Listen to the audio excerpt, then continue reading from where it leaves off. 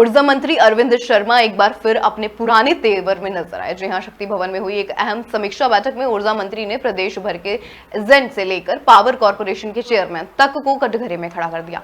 बैठक में बिजली कटौती, उपभोक्ताओं की शिकायतें और जन सुविधाओं की दुर्दशा पर मंत्री ए के शर्मा ने अफसरों की जमकर क्लास लगाई।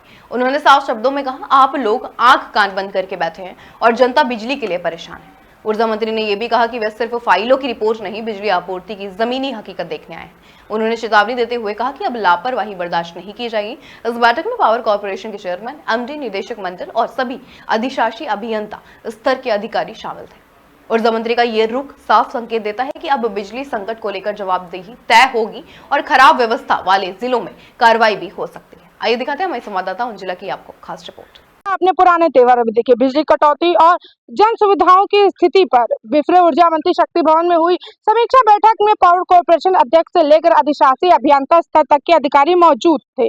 ऊर्जा मंत्री के शर्मा अधिकारियों को फटकार लगाते हुए कहा कि आप लोग आंख नाक कान बंद करे हुए बैठे, बिजली आपूर्ति न होने से जनता परेशान। ऊर्जा मंत्री ने कहा, मैं केवल आपकी बात सुनने नहीं आया हूँ, बिजली आपूर्ति की जमीनी हकीकत एकदम अलग है। जनता से सामने जाइए, तब आपको मालूम पड़ेगा। बिजली विभाग कोई बनिया की दुकान नहीं है, यहाँ जन सेवा है, उसी हिसाब से बर्ताव करना पड़ेगा। पूरे फेडिया या गांव की लाइट काटने पर भी फटकार लगेगा।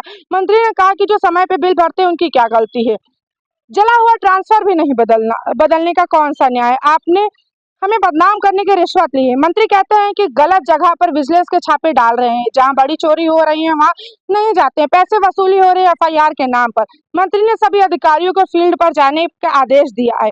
मंत्री ने कहा कि समीक्षा बैठक में उनको सारी बात हर्फ द हर्फ लिखी जाए। मैं मौखिक तौर पर कहकर थक गया हूँ, मुझे विधानसभा में जवाब देना होता। आपको किसी ने भी मनमानी करने का अधिकार नहीं दिया। आपके इस गलत फैसले और गलत असामान्य फैसले से खामियाजा जनता और पूरे प्रदेश को भुगतना पड़ता है।